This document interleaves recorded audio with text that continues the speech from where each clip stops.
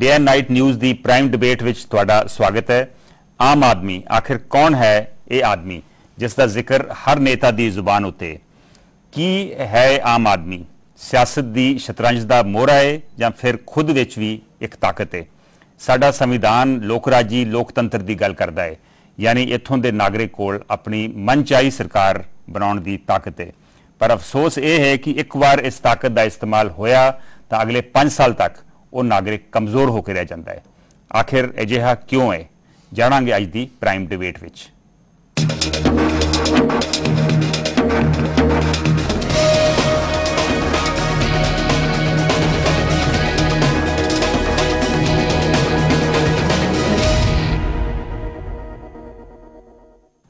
दिल्ली विच कांग्रेस का इजलास चल रहा है। कांग्रेसी नेता तरह तरह के भाषण दे रहे हैं, रणनीति बना रहे हैं कि किस तरह सत्ता उत्ते काबज रहा जा सके। मौके उत्ते कांग्रेस जनरल सकत्तर भी बोले, की बोले और जानते हैं।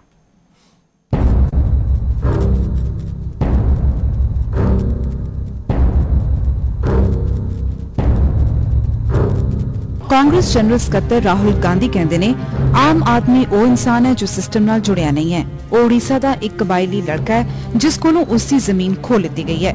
वो झांसी का एक दलित लड़का है जिसनों अपनी क्लास विच सब तो पिछे बैठना पैंदा है। वो बैंगलोर की एक गरीब औरत है जो अपने बच्चे का दाखला किसी अच्छे स्कूल विच नहीं करवा सकती। वो शिलोंग विच यूनिवर्सिटी की एक टॉपर है जिसनों इसलिए नौकरी नहीं मिल रही क्योंकि उसते उन्ने चंगे कॉन्टैक्ट नहीं ने। वो अलीगढ़ का एक किसान है जिसनों अपनी जमीन का मन पाउंदा मुल नहीं मिल सकता। वो विदर्भ की एक विधवा है जो 2 जून की रोटी के लिए जद्दोजहद कर रही है। वो एक सरकारी नौकर है जिसका भविष्य खतरे विच है क्योंकि वो भ्रष्टाचार के खिलाफ है। वो एक मजदूर है जो अपने खून पसीने नाल मेट्रो बनाउंदा है पर उसका नाम किते भी नहीं आउंदा। वो बिहार का एक गरीब मिस्त्री है जो मुंबई दी झुग्गियां विच रहिंदा है अते वो पढ़ लिख नहीं सकिया क्योंकि उसनूं मौका नहीं मिलिया। राहुल बाबा की यह सोच चंगी लगती है। उन्होंने आम आदमी की परिभाषा बहुत चंगी तरह दी है, पर भाषण देने नाल शायद कुछ बदलता नहीं है। जमीनी हकीकत यह है कि सरकार दे जिन्ने भी काम ने वो भाषणों तक ही सीमित रह जाते हैं। इक्का दुक्का आम इंसान तक पहुंचता जाते हैं, पर इसके लिए भी उन्होंने पता नहीं किन्नियां दे अगे हाथ फैलाने पैंदे ने। आम आदमी का मतलब शायद इस नाल नहीं है कि 2G स्पैक्ट्रम घोटाले विच प्रधानमंत्री JPC के सामने आउंदे ने या नहीं। शायद उसनों इस गल नाल भी कोई फर्क नहीं पैंदा कि विरोधी धिर दी जिद नाल संसद का कितना वक्त बर्बाद होया है। उसनों इस गल नाल भी कोई मतलब नहीं है कि फोन टैपिंग जायज है या नहीं। वो ये भी नहीं जानता कि अंबानी और टाटा की जायदाद विच एक दे बाद किन्ने सिफर ने। उसनों मतलब है तो बस इस गल नाल कि उसके घर विच बिजली पानी दुरुस्त है या नहीं। वो जानना चाहता है कि उसके ढिड दी अग किवें बुझेगी। उसनों सिर्फ इस गल की चिंता है कि जेकर वो सवेरे काम ते निकलेगा तो मुड़ शाम नूं परतेगा या नहीं। बाल बच्चों की फिक्र है, उन्हां दी पढ़ाई की फिक्र है। पर अफसोस साडे सियासतदानां नूं इस गल की फिक्र नहीं, बस फिक्र का जिक्र जरूर कर लेंदे ने। इस मुद्दे उत्ते गलबात करने लई साडे नाल स्टूडियो विच मौजूद ने राजीव गुदारा जो कि संपूर्ण क्रांति मंच हरियाणा के जनरल सैकटरी ने, मंजुला तूर जो वाइस प्रेजिडेंट ऑल इंडिया शहीद भगत सिंह ब्रिगेड, दिलजीत आमी सीनियर जर्नलिस्ट और SK Nayyar president citizens welfare association Panchkula. आपका इस डिस्कशन में स्वागत है। राजीव गुदारा जी, ये पहले बताइए कि पहले गरीबी हटाओ का नारा लगा, उसके बाद रोटी कपड़ा और मकान का नारा लगा, और अब जो कांग्रेस के जनरल सेक्रेटरी हैं राहुल गांधी, उन्होंने एक नई बात की है आम आदमी की। तो आप इस बात से प्रभावित हैं? राहुल गांधी का पूरा प्रयास और राहुल गांधी के अधिवेशन में दिए गए उस बयान जो अखबारों में छपता है वो सब उस प्रभावित करने का एक तरीका है जो चुनावी लोकतंत्र के अंदर चुनावी राजनीति का एक हिस्सा बनता है। परंतु इसमें ऐसा कुछ है नहीं जिससे प्रभावित हुआ जाए। पूरी बात ऊपर से नीचे तक जितने आंकड़े आपने बताए, जितना कुछ उन्होंने कहा, वो आम आदमी को रेखांकित करने की कोशिश कर रहे हैं। शायद आम आदमी को ठीक पहचान नहीं पा रहे हैं। उससे बड़ा सवाल यह है उस आम आदमी के लिए किस तरह तक पहुंचा जाए, वो व्यवस्था से जुड़े या उस पूरी व्यवस्था में उस आम आदमी का जो अर्जुन सेनगुप्ता की रिपोर्ट के मुताबिक 70% व्यक्ति 20 रुपए रोज में जी रहा है, वो उससे कैसे बाहर आए, उसका जीवन कैसे सुधरे, इसकी पूरी बात में वो जिक्र नहीं करते हैं। लेकिन ये उदारा जी बड़ी अफसोस की बात नहीं है कि 60 साल आजादी के बाद अभी भी हम आम आदमी की जो डेफिनेशन है उसी के ऊपर अटके हुए हैं? नहीं, आम आदमी की डेफिनेशन खोजने की शायद जरूरत नहीं है। जब डेफिनेशन खोजने की एक प्रयास राहुल गांधी करते हैं तो एक खेल कर रहे हैं जो चुनावी राजनीति का हिस्सा है, वरना तो उस व्यक्ति तक जिस तक साधन पहुंच नहीं रहे हैं, या जिसको लूटा जा रहा है, जिसका जीवन छीना जा रहा है, जिसको गोलियों से भून दिया जा रहा है, उसके उस सवाल को सुनने और उस पर बात करने की जरूरत है, ये जानने के लिए नहीं कि आम आदमी कौन है। मंजुला तूर, ਤੁਹਾਡਾ ਕੀ ਖਿਆਲ ਹੈ? ਰਾਹੁਲ ਗਾਂਧੀ ਨੇ ਇਹ ਵੀ ਨਾਲ ਕਿਹਾ ਕਿ ਆਮ ਆਦਮੀ ਉਹ ਆ ਜਿਹੜਾ ਸਿਸਟਮ ਦੇ ਨਾਲ ਜੁੜਿਆ ਨਹੀਂਗਾ। ਤੁਸੀਂ ਇਹਦੇ ਨਾਲ ਸਹਿਮਤ ਜੀ? ਹਾਂਜੀ, ਮੈਂ ਉਹਨਾਂ ਦੀ ਗੱਲ ਅਪਰੀਸ਼ੀਏਟ ਕਰਦੀ ਹਾਂ ਕਿ ਉਹਨਾਂ ਨੇ ਇਹ ਕਿਹਾ, ਪਰ ਇਹ ਗੱਲਾਂ ਸਿਰਫ ਗੱਲਾਂ ਹੀ ਨਾ ਰਹਿ ਕੇ ਪ੍ਰੈਕਟੀਕਲ ਹੋਣ ਤਾਂ ਉਹ ਜ਼ਿਆਦਾ ਵਧੀਆ ਹੈ। ਜਿੱਦਾਂ ਗਵਰਨਮੈਂਟ, ਚਾਹੇ ਕੋਈ ਵੀ ਗਵਰਨਮੈਂਟ ਹੈ, ਉਹ ਪਾਲਿਸੀ ਜ਼ਰੂਰ ਬਣਾਉਂਦੀ ਹੈ, लेकिन वो पॉलिसी आम बंदे तक नहीं पहुंचती, ग्रास रूट तक वो नहीं पहुंचती। सिर्फ पॉलिसी बना लेना या कह देना या गल्लां कर लेना वही काफी नहीं हुंदा। जिद्दां भगत सिंह जी सीगे, मेरे ग्रैंडफादर, उन्हां दा सपना सीगा कि हर बंदे नूं ओहदे जिहड़े आम अधिकार ने वो उन्हां नूं मिलण। सिर्फ अज असी वोट लई ਇਹ ਗੱਲਾਂ ਜ਼ਰੂਰ ਕਰ ਲੈਂਦੇ ਆ। ਉਹ ਤਾਂ ਗੋਰੇ ਸੀਗੇ, ਹੁਣ ਬ੍ਰਾਊਨ ਸਾਹਿਬ ਆ ਗਏ ਸ਼ਾਇਦ। ਐਗਜ਼ੈਕਟਲੀ ਤੇ ਉਹੀ ਅਸੀਂ ਗੱਲਾਂ ਕਰ ਲੈਂਦੇ ਆ, ਪਰ ਪ੍ਰੈਕਟੀਕਲੀ ਉਹਨਾਂ ਨੂੰ ਪ੍ਰੂਫ ਨਹੀਂ ਕਰਦੇ। ਇਟ ਇਜ਼ ਵੈਰੀ ਇੰਪੋਰਟੈਂਟ, ਉਹਨਾਂ ਲਈ ਬਹੁਤ ਜ਼ਰੂਰੀ ਹੈ ਕਿ ਉਹ ਜੋ ਵੀ ਗੱਲ ਕਰਨ ਉਹ ਪ੍ਰੈਕਟੀਕਲ ਹੋਏ, ਆਮ ਲੋਕਾਂ ਲਈ ਜੁੜਨ ਵਾਲੀ ਗੱਲ ਹੋਏ। ਸਿਰਫ ਗੱਲਾਂ ਨਹੀਂ, ਕੁਝ ਕਰਨ ਦੀ ਜ਼ਰੂਰਤ ਹੈ। ਦਲਜੀਤ ਆਮੀ, ਇਹ ਦੱਸੋ ਕਿ ਰਾਹੁਲ ਗਾਂਧੀ ਨੇ ਇਹ ਵੀ ਕਿਹਾ ਕਿ ਜਿਹੜਾ ਆਮ ਆਦਮੀ ਆ ਉਹ ਦੇਸ਼ ਨੂੰ ਬਣਾਉਂਦਾ ਵਾ, ਪਰ ਉਹਦਾ ਉਹ ਮਸਲਿਆ ਜਾਂਦਾ ਵਾ ਇੱਕ normal day to day life ਦੇ ਵਿੱਚ। ਇਹਦੇ ਵਿੱਚ ਤੇ ਕੋਈ ਸ਼ੱਕ ਨਹੀਂ ਕਿ ਜਿਹੜਾ ਆਮ ਆਦਮੀ ਹੈ, ਜੋ ਦਿਨ 'ਚ ਸਾਰਾ ਦਿਨ ਮੁਸ਼ੱਕਤ ਕਰਦਾ, ਉਹ ਕਿਤੇ ਨਾ ਕਿਤੇ ਕਿਸੇ ਨਾ ਕਿਸੇ ਉਸਾਰੀ ਦੇ ਕੰਮ 'ਚ ਲੱਗਿਆ ਹੋਇਆ, ਜਿਹਦੇ ਨਾਲ ਮੁਲਕ ਦੀ ਉਸਾਰੀ ਹੋ ਰਹੀ ਹੈ।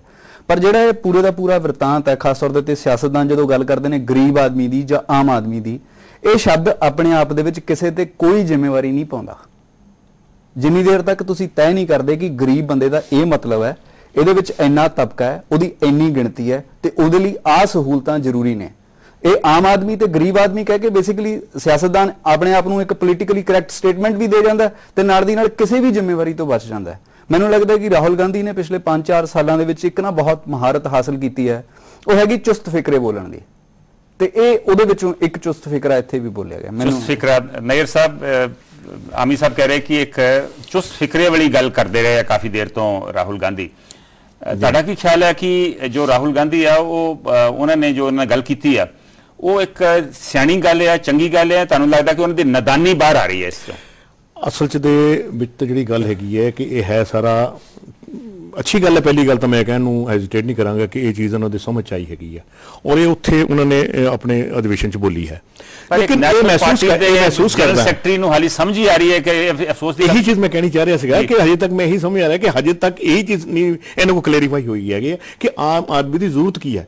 ਕਿ ਤੁਸੀਂ ਪੰਚਕੂਲਾ, ਮੋਹਾਲੀ ਔਰ ਚੰਡੀਗੜ੍ਹ ਨੂੰ ਹੀ ਦੇਖ ਲਓ, ਟਰਾਈ ਸਿਟੀ ਦੇ ਵਿੱਚ ਕੀ ਹੈ ਇਸ ਵੇਲੇ ਰੈਪਿਡ ਟਰਾਂਸਪੋਰਟ ਸਿਸਟਮ ਇੱਥੇ ਨਹੀਂ ਹੈਗਾ ਕਿਸੇ ਤਰ੍ਹਾਂ ਦਾ। ਅਗਰ ਜੇ ਕਿਸੇ ਤਰ੍ਹਾਂ ਦੀ ਹੋਰ ਵੀ ਚੀਜ਼ਾਂ ਅਗਰ ਸਹੂਲਤਾਂ ਦੇਖੀਏ, ਉਹ ਚੀਜ਼ਾਂ ਇੱਥੇ ਜਿਹਦੇ ਕੋਲ ਕਾਰ ਹੈ ਨਹੀਂ ਉਹਦੇ ਵਾਸਤੇ ਆਉਣਾ ਜਾਣਾ ਬਹੁਤ ਮੁਸ਼ਕਿਲ है। जी राजीव जी, आप कुछ कहने वाले? मैं यही कह रहा था, सारा आर्गुमेंट जो है, पूरा डिस्कोर्स यहीं पर केंद्रित किया जाता है। चंडीगढ़ और ट्राई सिटी में आने जाने की कार नहीं है तो बहुत मुश्किल है।